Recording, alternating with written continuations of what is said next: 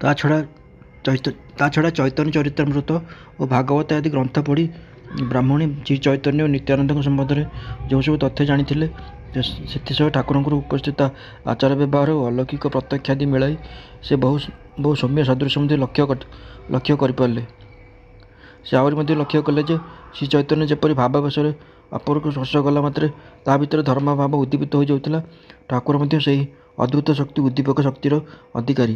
ଏହା ପୂର୍ବରୁ ଠାକୁର ଥରେ ସିଂହଳ ଗ୍ରାମକୁ ଯିବା ସମୟରେ ବାଟରେ ତାଙ୍କ ଦେହାଭ୍ୟନ୍ତରରୁ ଦୁଇଜଣ କିଶୋର ବହିର୍ଗତ ହେବାର ଉପଲବ୍ଧି ହୋଇଥିଲା।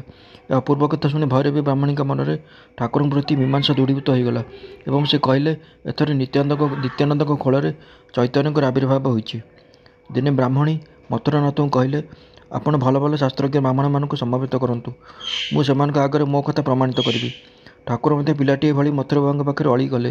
ଭଲ ଭଲ ପଣ୍ଡିତାଣୀ ବ୍ରାହ୍ମଣୀ ଯାହା କହୁଛନ୍ତି ତା ପରୀକ୍ଷା କରିବାକୁ ହେବ।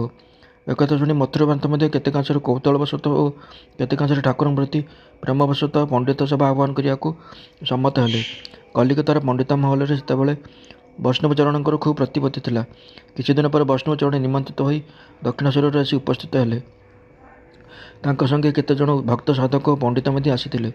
ମଥୁରାବାବୁଙ୍କ ଦଳବଳ ସହି ଏହି ବିଦୁଷୀ ଭୈରବୀ ବ୍ରାହ୍ମଣୀ ମଧ୍ୟ ମିଳିତ ହୋଇ କଲିକତା ଆହୁତ ପଣ୍ଡିତମାନଙ୍କ ସଙ୍ଗେ ବହୁ ସମୟ ଆଲୋଚନା କଲେ। ବିଜ୍ଞ ପଣ୍ଡିତମାନଙ୍କ ସଭାରେ ଭୈରବୀ ବ୍ରାହ୍ମଣୀ ମା ଯେପରି ନିଜ ସନ୍ତାନକୁ ରକ୍ଷା କଲା ଲାଗି ବୀରଦର୍ପରେ ଦଣ୍ଡାୟମାନ ହୁଏ, ସେପରି କୌଣସି ଦୈବୀ ବଳରେ ବଳଶାଳିନୀ ହୋଇ ଠାକୁରଙ୍କ ପକ୍ଷେ ସମର୍ଥନ କରି ବହୁ ଶାସ୍ତ୍ରର ପ୍ରମାଣ ପ୍ରଦର୍ଶନ କଲେ। ସେ ଉଦାହରଣ ଦେଇ କହିଲେ ଯେ, ପୂର୍ବବର୍ତ୍ତୀ ପ୍ରସିଦ୍ଧ ଆଚାର୍ଯ୍ୟ ଓ ଭକ୍ତ ଶିରୋମଣିଙ୍କ ଜୀବନରେ ଯେଉଁ ସବୁ ଅନୁଭବ ଓ ଉପଲବ୍ଧିମାନ ହେବାର ବର୍ଣ୍ଣନା ବିଭିନ୍ନ ଭକ୍ତିଶାସ୍ତ୍ରମାନଙ୍କର ଉଲ୍ଲେଖ ରହିଛି, ସେ ସମସ୍ତ ସହିତ ଠାକୁରଙ୍କ ଭାବ ଅନୁଭବ ଓ ଲକ୍ଷଣାଦି ସବୁ ମିଶିଯାଉଛି। ବୈଷ୍ଣବଚରଣ ମଧ୍ୟ ନିଜର ସାଧନାପ୍ରସୂତ ସୂକ୍ଷ୍ମଦୃଷ୍ଟି ସହାୟତାରେ ଠାକୁରଙ୍କୁ ଦେଖିବା ମାତ୍ରେ ସେ ଯେ ଜଣେ ଅସାଧାରଣ ମହାପୁରୁଷ ଏହା ଚିହ୍ନି ପାରିଥିଲେ। ସୁତରାଂ ସେ ଠାକୁରଙ୍କ ସମ୍ବନ୍ଧରେ ବ୍ରାହ୍ମଣୀଙ୍କର ସମସ୍ତ କଥା ହୃଦୟର ସହିତ ଅନୁମୋଦନ କରି କହିଲେ, ଯେଉଁ ଊନବିଂଶ ପ୍ରକାର ପ୍ରଧାନ ଭାବ ବା ଅବସ୍ଥା ସମ୍ମିଳିତ ହେଲେ ମହାଭାବ ଉଦୟ ହୁଏ ବୋଲି ଭକ୍ତିଶାସ୍ତ୍ରମାନଙ୍କର ଉଲ୍ଲେଖ ରହିଛି ଏବଂ ଯେଉଁ ମହାଭାବ କେବଳ ଭାବମୟୀ ଶ୍ରୀ ରାଧା ଓ ଭଗବାନ ଶ୍ରୀ ଚୈତନ୍ୟଙ୍କ ଜୀବନ କାଳରେ ହିଁ ଏପର୍ଯ୍ୟନ୍ତ ପରିଲକ୍ଷିତ ହୋଇ ଆସିଛି, କି ଆଶ୍ଚର୍ଯ୍ୟ, ତାହାର ସମସ୍ତ ଲକ୍ଷଣ ଏହି ମହାପୁରୁଷଠାରେ ବର୍ତ୍ତମାନ ପ୍ରକଟିତ ହେବାର ଆମେ ଦେଖୁଅଛୁ। ଆମ୍ଭମାନଙ୍କ ଭଳି ସାଧାରଣ ବ୍ୟକ୍ତିଙ୍କ ଶରୀର ଏହି 19 ପ୍ରକାର ଭାବର ଉଦ୍ଦାମ ବେଗ ଆଦୌ ସହ୍ୟ କରିପାରନ୍ତା ନାହିଁ। ଶାସ୍ତ୍ରରେ ଉଲ୍ଲେଖ ଅଛି, ଏହି ମହାଭାବକୁ କୌଣସି ସାଧାରଣ ଜୀବ ନିଜ ଭିତରେ ଧାରଣ କରିପାରିବ ନାହିଁ। ମଥୁରା ପ୍ରଭୃତି ଉପସ୍ଥିତ ସମସ୍ତ ବିଜ୍ଞମଣ୍ଡଳୀ ବୈଷ୍ଣବଗଣଙ୍କ କଥା ଶୁଣି ଖୁବ୍ ଆଶ୍ଚର୍ଯ୍ୟ ହୋଇଗଲେ। ଠାକୁର ମଧ୍ୟ ବାଳକଟିଏ ଭଳି ବିସ୍ମୟ ଓ ଆନନ୍ଦରେ ମଥୁରାଙ୍କୁ କହିଲେ, କ'ଣ ଏମାନେ କହୁଛନ୍ତି? ଯାହା ହେଉ ବାବୁ, ରୋଗ ନୁହେଁ ବୋଲି ଜାଣି ମନରେ ଖୁବ୍ ଆନନ୍ଦ ହେଉଛି। ଏହା ପରଠାରୁ ବୈଷ୍ଣବଚରଣ ମଧ୍ୟ ଠାକୁରଙ୍କ ପାଖକୁ କିଛିଦିନ ଯାତାୟାତ କଲେ। ଇତିମଧ୍ୟରେ ଉଦୟେଶ୍ୱର ଗୌରୀ ପଣ୍ଡିତ ନାମକ ଜଣେ ବିଜ୍ଞ ବ୍ୟକ୍ତି ଦକ୍ଷିଣେଶ୍ୱରରେ ଆସି ପହଞ୍ଚିଲେ। ସେ ଥିଲେ ଜଣେ ବିଶିଷ୍ଟ ତାନ୍ତ୍ରିକ ସାଧକ। ତେଣୁ ସେ କିଛି ଅଲୌକିକ କ୍ଷମତା ବା ବିଭୂତିରେ ମଧ୍ୟ ଅଧିକାର ହୋଇପାରିଥିଲେ। ଠିକ୍ ଏହା ପରେ ମଥୁରାବାବୁ ବୈଷ୍ଣବଚରଣ ପ୍ରମୁଖ କେତେଜଣ ସାଧକ ପଣ୍ଡିତଙ୍କୁ ଆହ୍ୱାନ କରି ଗୋଟିଏ ସଭାର ଅଧିବେଶନ କରାଇଲେ। ଦିନେ ସକାଳ ବେଳି କାଳୀଙ୍କ ମନ୍ଦିରର ସମ୍ମୁଖ ନାଟମନ୍ଦିରରେ ସେହି ସଭା ବସିଲା। ବୈଷ୍ଣବଚରଣ କଲିକତାରୁ ଆସି ଠାକୁରଙ୍କ ପଦପ୍ରାନ୍ତରେ ପ୍ରଣତ ହେଲେ ଏବଂ ଠିକ୍ ସେତିକିବେଳେ ଠାକୁରଙ୍କ ଭାବପ୍ରେମର ସମାଧି ଅବସ୍ଥା ଆସିଗଲା। ସେ ଭାବାବିଭୋର ହୋଇ ବୈଷ୍ଣବଚରଣଙ୍କ କାନ୍ଧ ଉପରେ ବସି ପଡ଼ିଲେ ଏବଂ ସେ ମହାଭାବ ବୈଷ୍ଣବଚରଣଙ୍କ ହୃଦୟକୁ ମଧ୍ୟ ଏପରି ଭାବରେ ସଂକ୍ରମିତ ହୋଇଗଲା ଯେ ଭକ୍ତିତଦ୍ଗତ ଚିତ୍ତରେ ସଙ୍ଗେ ସଙ୍ଗେ ଗୋଟିଏ ସଂସ୍କୃତ ସ୍ତବ ରଚନା କରି ସେ ସ୍ୱର ସଂଯୋଗରେ ଗାନ କରିବାକୁ ଲାଗିଲେ।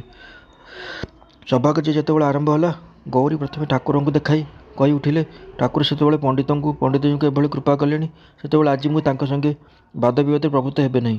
ବିଶେଷତଃ ମୁଁ ତ ଦେଖୁଛି ସେ ଅନ୍ୟମାନଙ୍କ ମତବାଦର ଲୋକ। ଠାକୁରଙ୍କ ସମ୍ବନ୍ଧରେ ଆମ ଦୁହିଁଙ୍କର ଧାରଣା ସମାନ, ଅତଏବ ଏ ସ୍ଥଳରେ ତର୍କ ନିଷ୍ପ୍ରୟୋଜନ।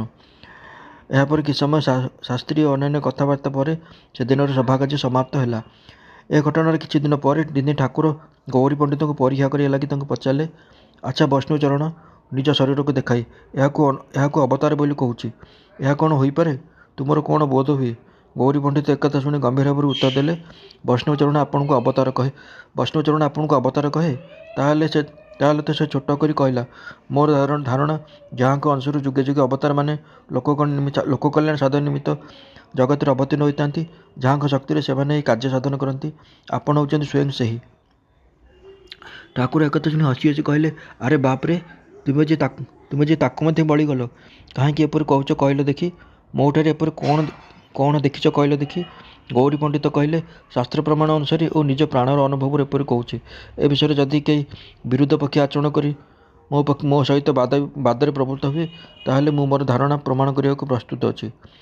ଠାକୁର ପିଲାଟି ଏଭଳି କହିଲେ, ତୁମେମାନେ ସବୁ ଏତେ କଥା କହୁଛ, କେଜାଣି ବାବୁ, ମୁଁ ତ ଏସବୁ କିଛି ଜାଣେ ନାହିଁ। ଦିନକୁ ଦିନ ଗୌରୀ ପଣ୍ଡିତ ଓ ଠାକୁରଙ୍କ ପ୍ରତି ଅଧିକତର ଆକୃଷ୍ଟ ହେବାକୁ ଲାଗିଲେ ଓ ତାଙ୍କର ମନ ପାଣ୍ଡିତ୍ୟ, ଲୋକମାନ୍ୟ, ଯୋଗ ବିଭୂତି ଆଦି ସବୁ ପ୍ରକାର ବିଷୟ ପ୍ରତି ବିରକ୍ତ ହୋଇ ପଡ଼ିଲା। ତାଙ୍କର ମନ ଈଶ୍ୱରଙ୍କ ପାଦପଦ୍ମରେ ଏକାଗ୍ର ହୋଇ ଉଠିଲା। ବର୍ତ୍ତମାନ ତାଙ୍କ ମନରେ ସଂକଳ୍ପ ସ୍ଥିର ହୋଇଗଲା ଯେ ସେ ସର୍ବସ୍ୱ ତ୍ୟାଗ କରି ଈଶ୍ୱରଙ୍କ ପ୍ରତି ଭକ୍ତିପୂର୍ଣ୍ଣ ଚିତ୍ତରେ ସମ୍ପୂର୍ଣ୍ଣ ନିର୍ଭରପୂର୍ବକ ବ୍ୟାକୁଳ ଅନ୍ତରରେ ତାଙ୍କୁ ଡାକି ଦିନ କେଇଟା କାଟିଦେବେ। ଶୁଭ ମୁହୂର୍ତ୍ତର ସମୟ ଜାଣି ଠାକୁରଙ୍କୁ ସେ ପାଦପଦ୍ମରେ ପ୍ରଣାମ କରି ଦିନେ ସେ ବିଦାୟ ପ୍ରାର୍ଥନା କଲେ।